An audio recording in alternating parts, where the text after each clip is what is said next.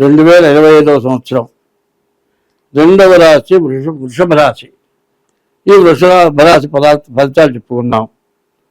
ఈ వృషభ రాశి వారికి వివాహం కావటానికి చాలా బాగుంది. ఈ వివాహం చేసుకోవాలి అంటే ముందుగా జన్మలగ్న రీత్యా కాలసర్పదోషం, కుజదోషం, మరి షష్టాష్టకాలు ఇట్లాంటివి చూపించుకొని వివాహం చేసుకుంటే మంచిది. అట్లా వివాహం చేసుకోవాలి అనుకుంటే మీరు ముందుగా మీ జాతక రీత్యా చూసుకొని వివాహం చేసుకుంటేనే మంచిది. అట్లా కాకపోతే మాత్రం అట్లా కాకుండా చేసుకున్న వాళ్ళు చాలా ఇబ్బంది పడుతున్నారు. తర్వాత వ్యాపారం చేసుకునే వాళ్ళకి చాలా బాగుంది. వ్యవసాయదారులకి ఇంకా బాగుంది. మరి చదువుకునే పిల్లలకి బాగా చదువు వచ్చే పరిస్థితి ఉంది. విదేశాలకు వెళ్ళటానికి కూడా బాగా అవకాశం ఉంది. అయితే వివాహానికి బాగుంది. తర్వాత మోటార్ ఫీల్డ్, విమానాలు కానీ, మరి బస్సులు కానీ, రైళ్లు కానీ, మరి టూ వీలర్స్ కానీ, అమ్ముకునేవాళ్ళు కానీ, కొనుక్కునే వాళ్ళకి కానీ అన్ని విధాలా చాలా బాగుంది. వ్యాపారం బాగుంది, వ్యవసాయం బాగుంది, విద్య బాగుంది, వివాహానికి బాగుంది, విదేశయానానికి బాగుంది. శని వల్ల ఎప్పుడు కూడా ఐరన్ సంబంధించినటువంటివి చేసే వాళ్ళందరికీ బాగుంది. ఇల్లు కట్టుకునేవాళ్ళు, ఇల్లు కట్టేవాళ్ళు, ఇల్లు కట్టి అమ్మేవాళ్ళు, ఇంటికి కావాల్సిన సామాగ్రిని అమ్మేవాళ్ళకి బాగుంది. కానీ వీటన్నిటికీ విఘాతం కలిగించేవి కొన్ని ఉన్నాయి. ఈ విఘాతం ఏమిటంటే కేతువు బాగాలేడు. ఈ కేతువు శని మాత్రం నవంబర్ 27వ తారీఖు వరకు శని వక్రించున్నాడు. ఏకాదశంలో ఉన్న శని కూడా రకరకాలైన సమస్యలు తీసుకొచ్చి బాగా ఇబ్బందులు పెడతాడు. తర్వాత కేతువు కూడా బాగలేడు. ఈ రాహుకేతువుల మధ్యలోనే గ్రహాలు ఎక్కువ పడ్డాయి. దానివల్ల కాలసర్పదోషం ఉంది. ఈ కాలసర్పదోషానికి ఏం చేయాలి అనేది ఇప్పుడు నేను ముందుగా చెప్పేది కాదు.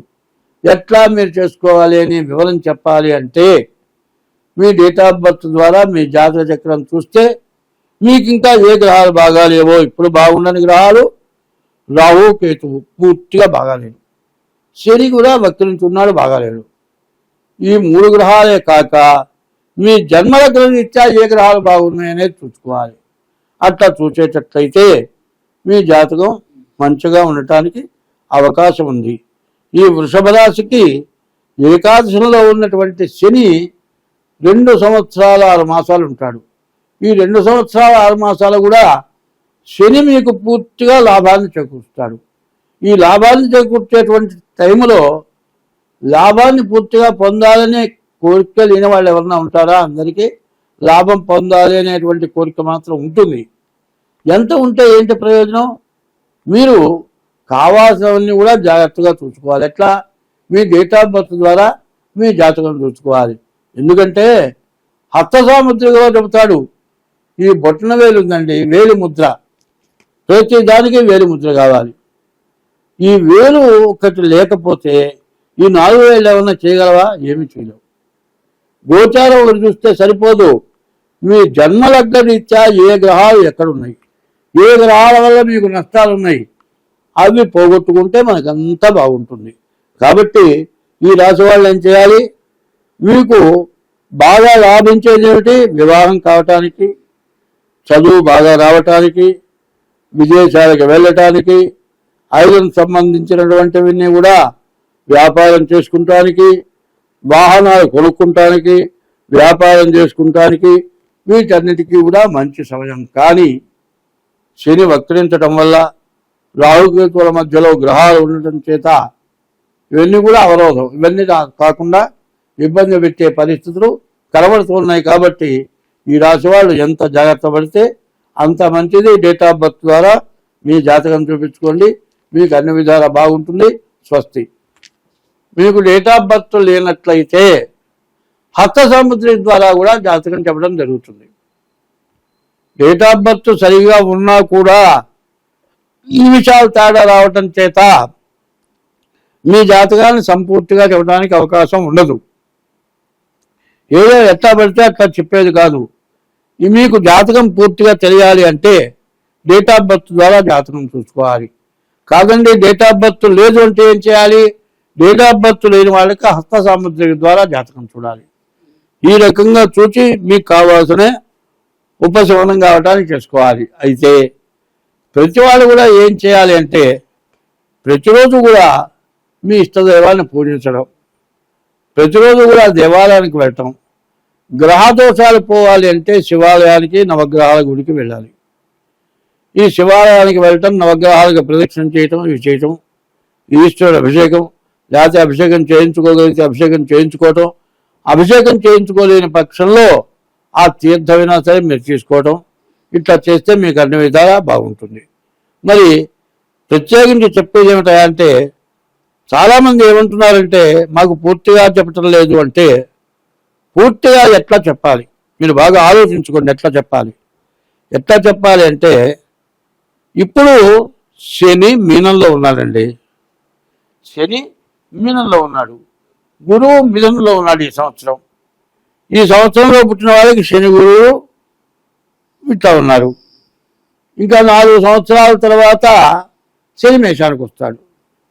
మీ జాతకం ఎట్లా చెబుతాం? 15 ఏళ్ల క్రితం ఇంకా గ్రహాలు వేరే ఉంటాయి. మీకు ఏ గ్రహాలు ఎట్లా ఉన్నది, ఏ గ్రహాల వల్ల మీకు ప్రయోజనం కలుగుతుంది అనేది పూర్తిగా తెలియాలి అంటే మాత్రం జాతకం చక్రం వేయకుండా చెప్పేది కాదు. ఇట్లా చెప్పటం అంటే జరగాలి అంటే ఇక నాకు దేవుడు ఒంటి మీదకి వస్తున్నాడు, దేవుడు నా చేత చెప్పిస్తున్నాడు, నేనే దేవుడిని అని చెబితే జాతక చక్రంతో పని లేకుండా జాతకం చెప్పాల్సి వస్తుంది.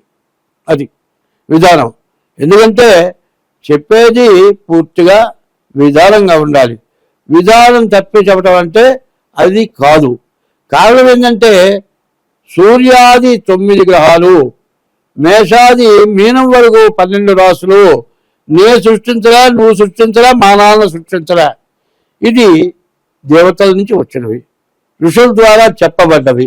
దాని ప్రకారం చెప్పడమే జరుగుతుంది కానీ వేరే రకంగా చెప్పడం మాత్రం జరగదు. మీరు లేకపోతే పని చేయండి, మీరు గుళ్ళో పోండి, ఆ రావి చెట్టు ప్రదక్షిణ చేయండి, లేకపోతే వేప చెట్టు ప్రదక్షిణ చేయండి, ఇట్లా చేయండి, లేకపోతే రోజు తోటకూర దానం ఇవ్వండి, లేకపోతే ఆవుకు ఆహారం పెట్టండి, ఇవన్నీ మంచి పనులే కాదంటున్నా.